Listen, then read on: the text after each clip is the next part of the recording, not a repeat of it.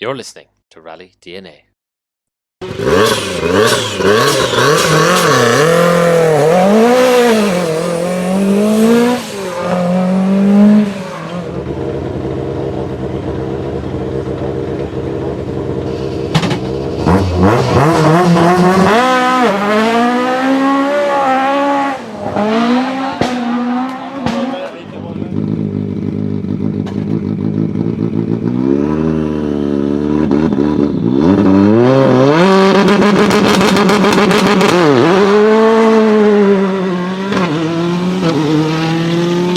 Welcome back to Rally DNA for part 2 of our chat with Ryan Champion.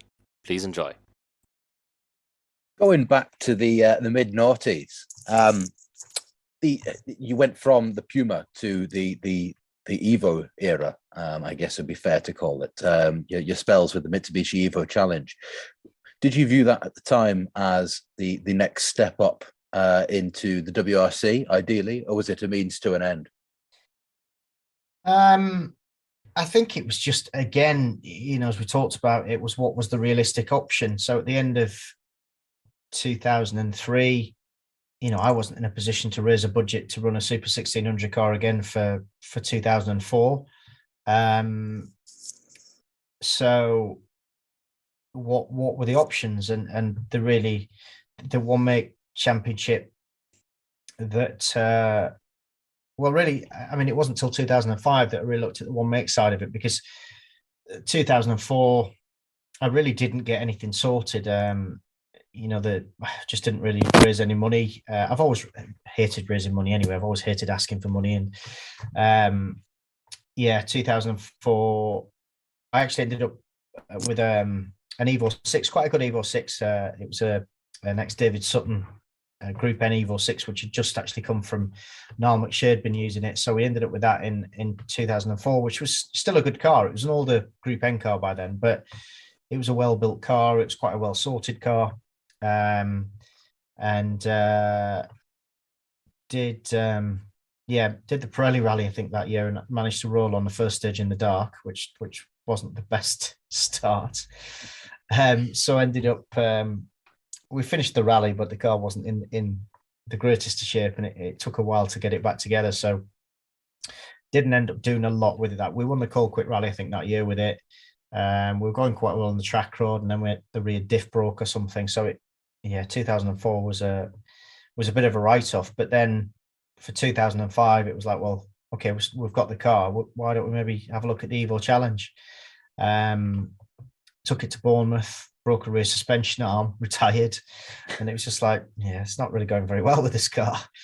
So we went to the Border Counties the second round, and I think we went all right there. We just missed out on the win. I think we finished second, if I remember rightly. And then I can't remember if I went to third rally. Second in class, yeah.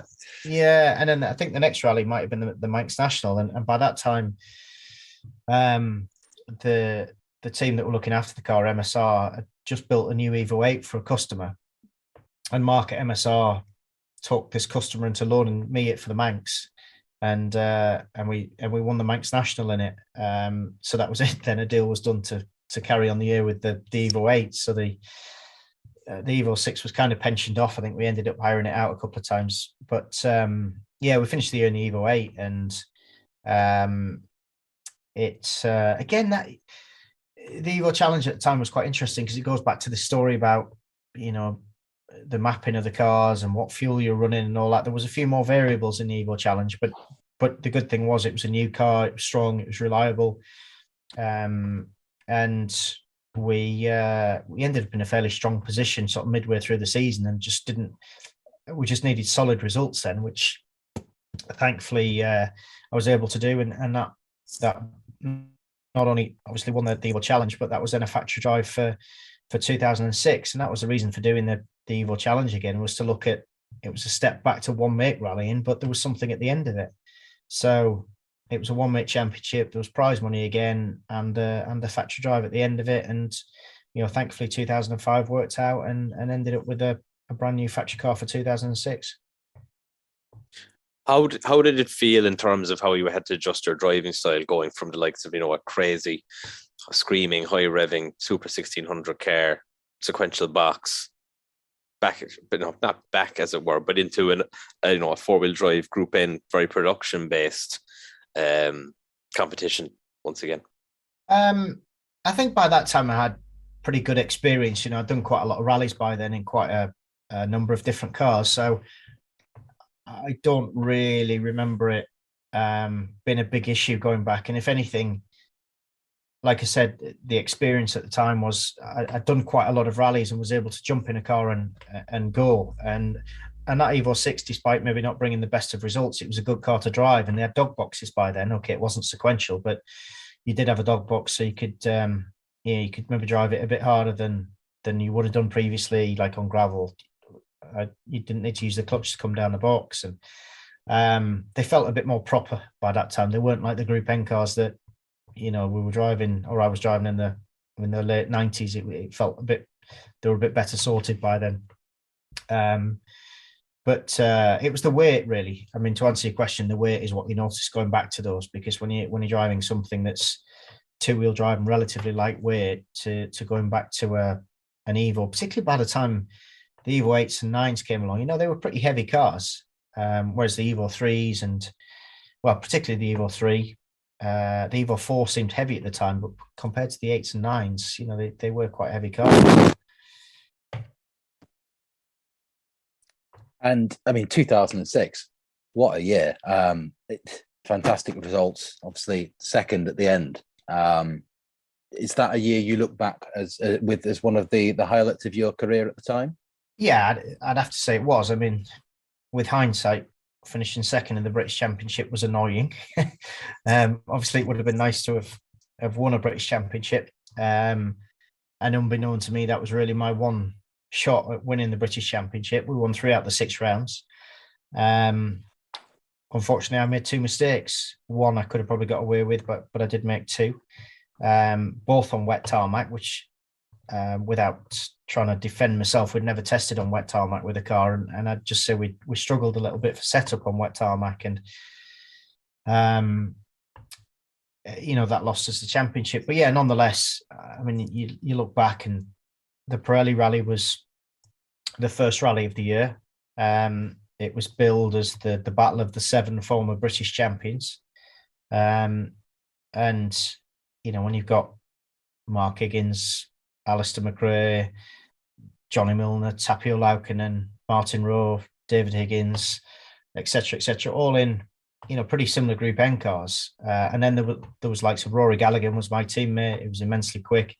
You had Philip Morrow coming up by then. There was a lot of other good drivers in Group N cars as well. So that rally, the Pirelli rally that year, was a great battle, actually, and we had quite a lot of problems on that rally. I mean, actually, early on, I was sort of lying third behind Mark and Gwyndaf, and they both had subsequent problems. But I mean, we lost the clutch early on, so we were having to start on the key. It still had a key, actually, still has a key. So it was starting on the key, and then we actually lost the sump guard. Would you believe that it was a new car and it fitted a quick release sump guard, and it released quickly mid-stage in Kielder. So we did, I don't know, 3 or 4 stages with no sump guard, which in Kielder is not ideal. Various problems we had. But anyway, it sort of came down to a battle between Mark and I for the last couple of stages, like a head-to-head battle after he'd had punctures, and managed to come out on top. And that was quite big for me to actually win against established drivers in similar cars. And David Higgins and Rory were both in the same team with the same cars, so we had 3 good cars, and our car was very good, don't get me wrong. We had a very strong car, but it was definitely I mean, that one rally is still the one I would choose. It was nice to win the track rod that year, my home rally, but the Pirelli, just because of the strength of the competition, will be the one that always stands out for me. And it was nice to get a good crack at the British Championship with a good car, and be able to do the times. I mean, it's ironic.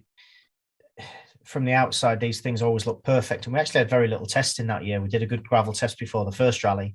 We never did any tarmac testing ever. You know, we went to Blyton before the Jim Clark rally. And I remember it took me a bit of time to get up to speed with the car on tarmac, simply because I didn't have any mileage with it. And then we never tested. We did a shakedown on the Isle of Man the night before the rally on a open piece of road, or a closed open piece of road, whatever. And that was it. You know, we never did any real tarmac testing. So it's from the outside, these things always look like, you know, when you're in a factory team, you've got everything. But if there was one thing from that year that was a slight regret, would have just been more mileage in the car, because the car was good, the speed was already there. But if we just been able to do a bit more testing, particularly in the wet, I mean, that cost us, like I said, that really hurt us. And the Manx actually just got caught out really on some shiny tar, but we've been struggling a bit in the wet, and the Ulster just was wet again. But really, the Ulster was just one of those unlucky mistakes. Yeah, like I said, finished the year on the track road home rally. To win that was pretty special. And yeah, like I said, I guess at the time I didn't realise it was going to be my one and only shot at the British Championship. But I don't really have any regrets to that year, because I gave it my best shot, and we got some good results out of it. And this led to a bit of work with the Lancer WRC car, correct? Yeah, that's true. Yeah. So that led on to a bit of testing with the World Championship team, doing shakedown work mainly. So Mitsubishi, by that time, it was obviously the end of MRE, as it was then, Mitsubishi Rally Out Europe, and they were sort of running the cars, still the same cars, but they were running them like with private budgets, effectively. Well, actually, 2006, I think, was the last year, the factory cars. And then, so this would have been the MML. Yes, era. I think 07 was then MML, but it was the same cars, still the same process. So every car did the same 50 kilometer per transmission shakedown. Every car went to Myra, did 100 kilometers, 50 k's on one transmission, changed transmission, paddle shift, everything else, 50 k's on the other transmission. So yeah, 06 and 07 did quite a lot of shakedown mileage with those cars, and the odd test as well. So it was quite nice to actually get a bit of mileage in those. Actually, even at Myra, when it was a gravel car and you're on gravel tires, hooning around Myra on gravel tires was just like, and they used to bolt on brand new tires, and I'm like, boys, I'll bring some old ones. Can I just have the new ones? Just put some old ones on it.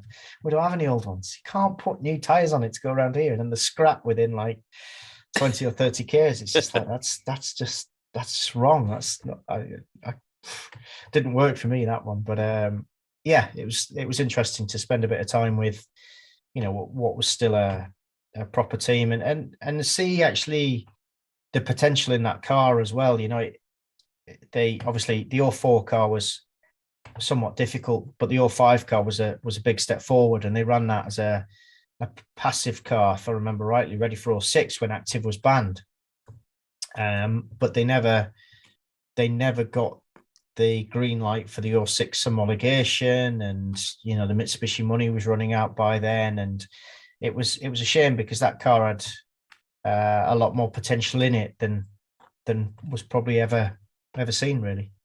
And you know, driving at those 2-litre WRC cars were fabulous to drive. Just so much torque, so much grunt, and obviously, you know, they were used pretty effectively in private hands. I remember shaking down Andrew Nesbitt's car that won Donegal. You know, so Andrew and Mark Higgins drove 2 cars over there, and I definitely shook down Andrew's car. I can't remember if I shook down Mark's car, but you know, to take those cars to Ireland at the time and compete against the whatever there were, the S11s or S12s even by then, and it showed how good the cars were. But I guess you also had effectively the factory team turning up with a factory car, as opposed to ProDrive's customer department turning up with a customer car. But yeah, they were brilliant to drive, and I think it's just a shame that they didn't quite get the development that they should have had, because it could have probably put Mitsubishi a lot higher up the order for a while than actually happened. It had a lot of great concepts and great ideas, that car. It was truly something that didn't just get the full length of time it deserved, perhaps, to see it through. Yeah, I think it just, like I said, it needed more money behind it. There was a lot of good ideas in it, but it just needed more money and more development, and just never did get that. I mean, the last upgrade they did never did get run. I don't think it's ever been run. It was never homologated, and so it just sat on the shelf in rugby, and I can't remember exactly what the upgrade was now, but it was a full car upgrade for, I think, if I'm right in saying, it was for 06, and it never did, even in 07, never did get the light of day because it was never homologated. It needed the factory to homologate it, and it never did get that. But the one thing I remember about that, got to get the years right here, was that, and I don't know if you've ever seen the pictures of this, but the Abu Dhabi money nearly went to rugby. And I remember seeing the car in the Abu Dhabi livery, and Mitsubishi had pulled out officially by then, and Abu Dhabi would only sponsor the team if it was the Abu Dhabi or the Mitsubishi Abu Dhabi World Rally Team, whatever it was, and Mitsubishi just would not give permission to use Mitsubishi in the title. It wouldn't enter as a factory team, even though it was Abu Dhabi money. And it got as far as liverying the cars up. There was promotional material issued and everything else. And then they pulled the plug because they couldn't come to an agreement in the end. And then apparently the money headed towards Banbury, but a well-known team in Banbury didn't want to paint the cars a different colour. And so the money headed north and ended up in Cockermouth. I mean, 25 million is the figure I've heard banded around, which would have done quite a lot even then. Let's face it. And you're right. I mean, I think this cropped up in a gravel crew conversation once a few years ago, and I think you commented on just how close it came to coming off. I mean, the cars were liveried up and the Monty transport readied, as far as I'm aware. Yeah, and it was such a shame because. Again, I think that would have also involved that update for the cars as well. Just one of those what could have been, really. It would have been nice to have just seen that development carry through on it, and the cars out there competing properly. I mean, they did end up competing that year. Tony Gardemeister drove one a couple of times. Chevy Pons, if I remember rightly. But yeah, wasn't quite what it could have been. Also, the coolest wing this side of an Escort Cossie as well. That's the hill I'm dying on. It definitely divides opinion, but I'm with you. I think they're pretty cool. I do think they're a cool car. And the noise they made as well was so unique. You could tell, it was that car coming without even seeing it. There was a great video, as you mentioned, Andrew Nesbitt. I was only watching a clip of him from Donegal a few weeks ago, and it's like it's drowning with rain, and this thing is coming on the limiter at full chat past with Nesbitt at the wheel, and it's just it's an amazing noise. But yeah, a lot of interesting concepts in that car. Like the aerodynamics in that time were so advanced.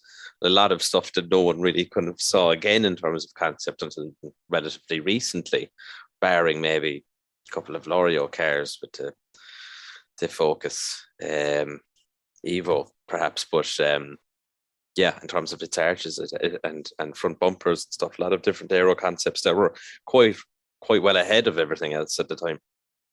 Yeah, there absolutely was, like you said, particularly in aero, and and just various concepts on the car, really. But like we said, you just need money to carry them through, and just to see that development continue. I remember the first time they had the rebound control dampers in it, and he just drove it, and so as soon as the damper was unloaded, it would drop 10 mil up, like just effectively drop it, and it just sounded like everything was loose in the car. I remember saying to the engineer, "What's wrong with this thing?" And he's like, "No, don't worry about it. That's the new damper." And I'm like, "Is it really? Okay, all right." Just sounds like all the rose joints have knackered on it when we just started out, but that was the new Boss damper spec they were testing at the time. And and even the dampers were quite interesting, because so they went to Boss, in France, which Citroën had used a lot. I mean, go back to the C2, that was on Boss dampers, but it was Boss dampers that ProDrive really struggled with when ProDrive kind of lost the way on development of the S12. A lot of that was down to the Boss dampers, but they never, for whatever reason, the spec that Mitsubishi used worked very well. I mean, we actually tested them on the Group N car. We tested Boss back to back with Riga and had some really good results actually. But anyway, they didn't want to spend the money on. They'd already got the Riga, so we stuck with the Riga. But it was a good insight into how a factory team works. Even though all the funding wasn't there necessarily at that point, the team still ran in the same way. They still had the same systems in place, like I say, the same shakedown program, the same test programs, that kind of thing. It was nice to get some mileage and learn a bit about a proper car. Fantastic stuff. So to bring things to, well, I was going to say to the current, but also back to the 90s, as we always are. N555 BAT is your own Impreza 555. And this is a car with a very interesting history, even for an Impreza 555. Am I correct in saying this is the one that Oriol drove in 96 on his enforced sabbatical? Yeah, well, two things. It's not mine any longer. Oh, fuck. And yeah, I sold it recently. But yeah, I mean the number plate anyway. The Group A days are quite interesting when you look back, and it's actually very, very difficult to work out what chassis did what rally. The registration numbers, easy enough to work out, but I mean, I'm sure anybody listening to this is going to be no surprise, but the Group A days, like the Group 4 days before that, number plates were just swapped around, number plates. Recycling. Yeah. That if you look at the cars ProDrive ran, let's say 10 cars, dozen cars for that year, but there was only maybe 3 or 4 number plates in rotation, and it doesn't take a lot of working out that they probably weren't the same chassis, and that was just how things worked then. And like I said, there was, by 96, the chassis pretty much only did 1 or 2 rallies, because by then the customer team was going very well, like ProDrive All Stars, and then they had customers wanting Group A cars. So literally the cars would do maybe 1 or 2 rallies as a factory car, literally go and get refreshed, refurbed, and then they were built as a customer car, and then given a different identity, often at the time a new identity, as it were, and that then creates interesting issues now when you've got a private car, but actually, if you can trace its history back, it almost certainly has works history. And what was its works history? So researching the history of Group A cars, and particularly Group A Imprezas at the minute, is it's tricky business. Yes, good, well put. Yes, there's one to say that Australia seems to be particularly notorious in that respect as well. Anyway, I'll not say too much on that one. No. Yeah. I think actually that one's been sold. And then there was another one from Australia, the one that came up at auction. Did you see the one at auction that came up with a lot of parts missing? Very original car, been sat for like 20 years, but has a lot of the original parts missing. But that's now in the UK as well for restoration. So they're all there's very few unrestored ones out there now. There's a couple still in private hands, been used, but they don't get any cheaper to run, that's for sure. You need deep pockets to run them, and it scared me to run it, quite honestly, transmission wise, engine wise. When I first bought it was when I stopped rallying regularly. I sort of said to Dad at the time, if there's one car I wanted to just wheel out once or twice a year, then that's what I wanted, and that's what we did. But that once or twice a year became more and more painful, quite honestly, because, like I said, you just don't run one of those things cheaply.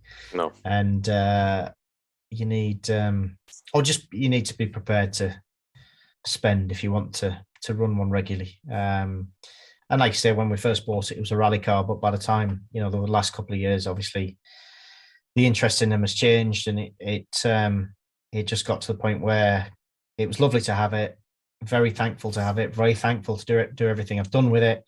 Do I miss it? Yes. Do I miss the headaches? No, honestly. Like I said, beautiful car to own, beautiful car to have, but it did scare me to even, to use it. And of course, when you drive it, you want to use it. I mean, I tried to drive it properly whenever I had a go in it, but like I said, I look back on it fondly, but as much as I miss it, I don't miss the headaches that came with it.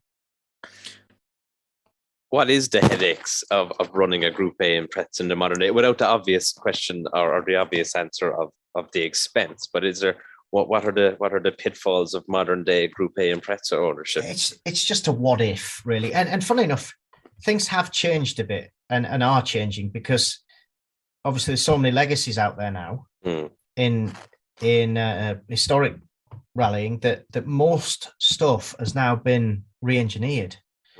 Because obviously a lot of the legacy carried over to the Impreza, so you can actually get most of the parts, but it is the cost of them. Obviously the uprights. There's obviously no standard carryover, so the uprights are a fortune. I remember buying a pair of rose joints for it that were, a pair of track rod ends that were eye-watering because the fabricated track rod ends. They just had some hairline cracks, and it's like, well, yeah, you could weld them up, and I'll just get some new ones, and it's like, what? So just let's say it had 3 noughts on the end for a pair of track rod ends, and the gearbox parts. If the gearbox self-destructs, that's probably the big worry. Magnesium casing. I believe somewhere in Eastern Europe, there's maybe even somebody doing the casing now, and you can get gears, but that gearbox was £40,000 in 1996. And I imagine if you set them to build one from scratch today, it isn't going to be any cheaper. Engine parts, like proper engine parts, are getting rarer and rarer.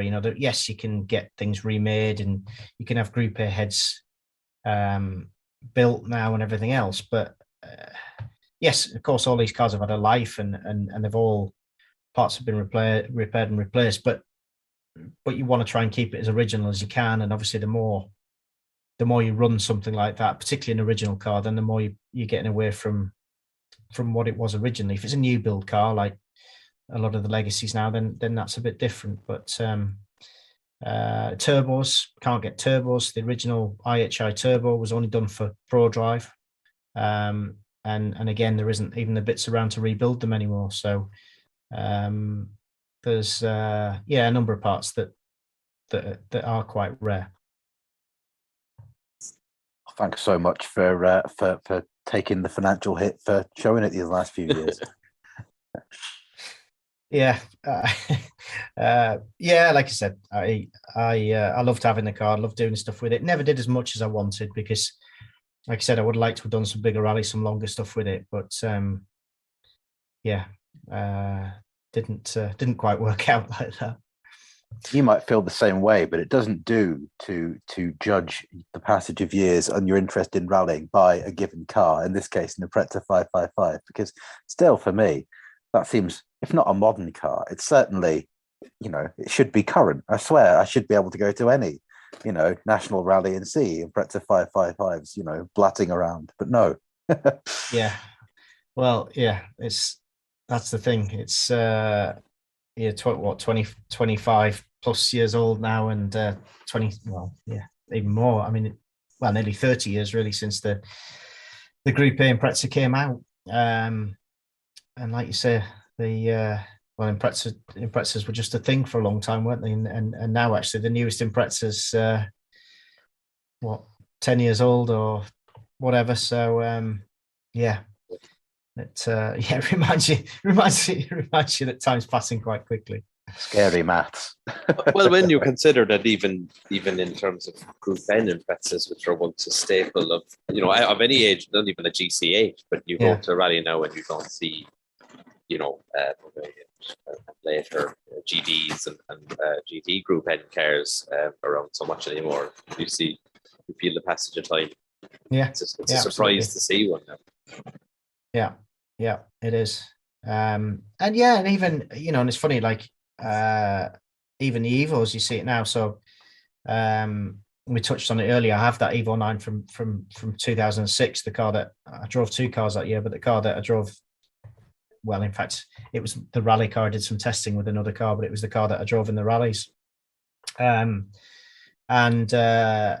even now for Evos, trying to buy parts for Evo 9s, just so rare to get Evo 9 parts now. They're so much more expensive than they were. You can't buy an engine for one because Evo 9 engines have gone into every other Evo known to man. Every Evo 4 out there's got an Evo 9 engine in it, and body panels and things like that for something that was, I'm not going to say readily available, but there was plenty of parts around, and suddenly they've just dried up. Even running Evo's getting a lot harder than it ever was. I was chatting to someone lately who's gone from Group N Evo to an R5 Fiesta, and he reckons it's actually as cheap or as expensive, whatever way you want to look at it, to actually run an R5 car in terms of getting parts for it, compared to the purchase price. Obviously, it's bigger. He said he's finding it more difficult by the day to get Evo bits, like I said. Yeah, I mean, obviously with the R5 bits, you can buy them and lots of parts around. I mean, the R5 thing's quite interesting. I mean, it's been an incredible formula for rallying. I mean, it's just mad when you look at the number of cars around. I mean, what we're up to nearly 400 Fiestas, similar number of Skodas out there. It's just been an incredible category. And likewise for those businesses, for M Sport, I mean, as a business model, the R5 car has just been amazing. But I think likewise, there's a lot of people buying early R5 cars that look at them. They're not affordable, but they're fallen into a price bracket where people can buy them. But I think, again, it's like any rally car. It just depends how well it's been maintained. And there's a few people out there buying early R5 cars that are actually finding that they're having to spend big on them because the maintenance just hasn't been there over the last few years, and that's obviously what you're always up against with a used rally car. You're up against how well it's been maintained. Well, and in terms of more recent competition, again, the East African Classic Safari Rally is something you've got a fairly long-standing history with, and successfully last year you won it outright. Am I right? We're back a little further now, 2017. Yeah. So 5 years ago, is it now? Well, the last few years have been a bit of a blur, of course, with everything that's been going on. Yeah, that's right. Yeah. Thanks for giving me the excuse there. So, to Jamie, it has only been last year. He's But yeah, I've done Safari 5 times now. Or to put it another way, spent 40 days rallying in Africa now. And it's that's definitely a rally that's got under the skin. I mean, I've done it more co-driving than I have driving, and the last couple of times I've done it co-driving just because the opportunity hasn't been there to drive. But it's one of those rallies that, quite honestly, at the minute I'd still rather go and compete than not compete. And as much as co-driving isn't really my thing, that the opportunity's there to I guess, well, in simple terms, be paid to co-drive on it. So it's an amazing rally, amazing experience. You're doing 100-mile stages. It can be anything from lush green mountainous terrain to soft sandy red African soil that we've seen on safari. We're doing a lot of the original safari stages that we used in the proper old WRC days. That black cotton stuff, the volcanic stuff. That is quite interesting if it's wet. I mean, if it's dry, it just looks like grey soil, but if it's wet, it's just ridiculously slippery. And obviously running hard compound tyres because you're normally doing long stages. So if you do hit, and that can be mid-stage, you might only have like 5Ks of wet gravel. But if you're on the black cotton on a hard compound tyre, it is just like ice. It's like hitting ice almost. But just the like I said, that the chance to do it really is a proper safari experience. And quite a lot of the characters that did the original safaris are still around the event. I've been lucky enough to get to know Fabrizia Pons quite well through doing that, and I genuinely class Fabrizia as a friend now through doing that rally. And she was brilliant. The first time I did it co-driving, and she was like mother hen with me, like just right here, come here, sit down. This is what you do. And for anybody who knows Fabrizia, she's a school teacher would be a good explanation of how Fabrizia likes to control things. And she was amazing for me the first time I did it. And again, just to hear obviously her stories of the original safaris, not only with Michel Moudson, but with Piero Liatti as well. And then she's obviously sat with Ari Vatten and all these other drivers, still competing regularly now. I remember sitting next to a guy called Lofty Drews one night at dinner, and he co-drove for Minari in the Stratos, and he was telling me the story about running the spare wheels on the roof, and then Fiorio didn't want to run two spares towards the end of the rally because he hated the look of the car, and then they got two punctures, and he ended up borrowing a marshal's car to drive out to the service van to get a wheel to drive back into the stage to fit to the Stratos. And just I love all these stories. Having been brought up with rallying to having never been to Africa to now almost been a Kenyan regular, and like I say, hearing these stories and experiencing some of what went on in the old iconic safaris is lovely. And the classic safari is a challenge in itself. We do about 1,500 competitive kilometers, long stages. You stay in game reserves on an evening, so you see some amazing animals, some tough rallying, but some great characters around the rally as well. So very different in terms of my rallying, but I have to say it's an event that's just got under the skin and I love going back to. I suppose it's probably pretty safe to say then that one can't really truly be prepared for what safari is like to experience. And even with, like yourself, a fairly, big background in rallying and a long career in the sport, to then go to that event must be still a completely different experience. Or can you be some bit prepared, or is it still a complete change? It is different. And, funny, sorry, don't make a name drop here. So when you're in team, like, so Stig Blomqvist's been around the team for most of the times I've done it. And I remember Stig saying to me, he said, in 17, this was, he said, if you can finish the rally without getting out of the car, you'll get a good result. And what he meant was, don't get stuck, don't have a puncture, don't go off. And if you get from the start of the rally to the finish without ever getting out of the car on stage, you'll be all right. I've never managed it yet, but I get his point. And again, to be around somebody like Stig, you see how he didn't do it this year, but I mean, he was 70, I think 71 or something the last time he did it. And his speed on a long distance rally like that was still there. He was never the fastest. He started on the first day, he'd normally be like bottom end of the top 10, and he'd just keep his pace. And then day by day by day, as other people fall off, have problems, he would just, and by the last day, he was always there competing for the win. And I forget how many times he said he'd been there.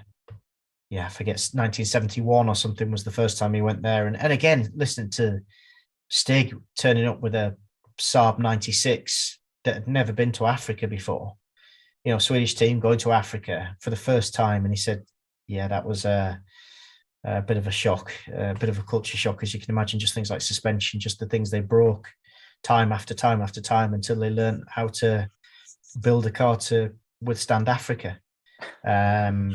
And yeah, just brilliant stories. Yeah. Chatting to somebody like Derek Dauncey, who's obviously a big part of Ken Block's operation now, and Derek was one of the main men in the middle of the Mitsubishi team when they were winning Safari year in, year out, and listening to some of his stories. I remember chatting to George Donaldson, not necessarily on the classic Safari, but just after I've been to Safari, chatting to George about the old TTE days when he was out there for months with TTE based in their workshop in Nairobi, and they'd literally have a test team out there for practically 6 months. Hearing the stories about the Stratos, the picture of the Stratos body that was sat with the dogs in it. Outside for decades. Yeah. And that was eventually restored, and even there was another safari car that was left out there, sold locally, and that became the second checkered flag car when the checkered flag car was written off, I think, by Tony Pond, and they needed to reshell it, and the shell came from Kenya. So all these stories you pick up and hear. It's great. It's because we all, probably all know our own bits about rallying, and we all like rallying history and whatever, but of course you go there and it's just a whole new world of stories that you've never heard before. And if we look back at the history of the WRC, obviously Kenya is a massive part of it, and so to actually go there and learn a lot about it has been it's been like a bit of a second career, if you like, and it's been a very special, wonderful stuff. And I suppose that leads us, into a similar, in some ways, another rather grueling rally, which we probably need to mention. Your result in the RAC last year in a Porsche, which is obviously something that's used quite effectively in Kenya. But again, another, it shares some characteristics with Safari in terms of it's an extended format, rather grueling event. But that one must be pretty proud to have on the CV. Yeah, absolutely. And I have to say, going into the RAC, to win would have been a dream, but I never really, obviously you hope, but I didn't really ever going into that with any expectation that we could win. So with Safari, I've always been competing with Team Tortilla over the last, 5 safaris, 10 years now. I do a lot of work with them with driver coaching, do their ice driving program in the winter. And the RAC was just, for me, one of those rallies I wanted to tick off while I'm still competing. It was one of those events I wanted to do. Whilst I was involved with Tuttles, it seemed like a good opportunity. And I just literally asked Richard at the start of last year, right, I'd like to do the RAC. Will a car be available? And he's like, yeah, we'll sort something. And literally that was about the end of the conversation until it got to about August time or whatever it was. And then it was like, well, which car? And we ended up using one of our ice driving cars. So it's a seasoned veteran of something like 12 years of ice driving. So she wasn't a purpose-built lightweight racer. It was just the car that was available, really. It got an ex-Safari engine in it. And I have to say, Richard was fantastic. It was effectively whatever parts are around, then off you go, crack on and make the best of it. So the engine was had come out of a Safari car from the 2019 Safari or whatever it was, and off we went. And we knew we'd have a strong, reliable car. It was probably about, that particular car, 200 kilos heavier than the Escorts, I reckon, somewhere in that region, with similar horsepower, but just substantially better traction and bomb-proof reliability. And my aim for the rally was always to do my own thing, really. I wanted to finish the rally. I wasn't, I don't know how many times I'll do the RAC rally. I don't even know if I'll do it again. So my plan was always to finish it. It was always to go as fast as I felt was comfortable to go with that car, wherever that put us. So we were sort of lying pretty comfortably fourth from the start, and we were there for a long time till people fell out ahead of us, and and all credit to the guys in front. We weren't going to match their speed, but at the same time, I went with the idea of finishing, went with the idea of being consistent. As I said, we knew the car would be reliable, which it was. It was perfectly reliable. And then couldn't quite believe it played into our hands, and we came out winning it. It was a bit of a dream come true that it came our way the way it did. Subsequently with the boys in the workshop, they're like, right, well, if we go back, what we could do is, and we'll build 1,000-kilo car, and we'll have this engine, it'll have that, and it'll have.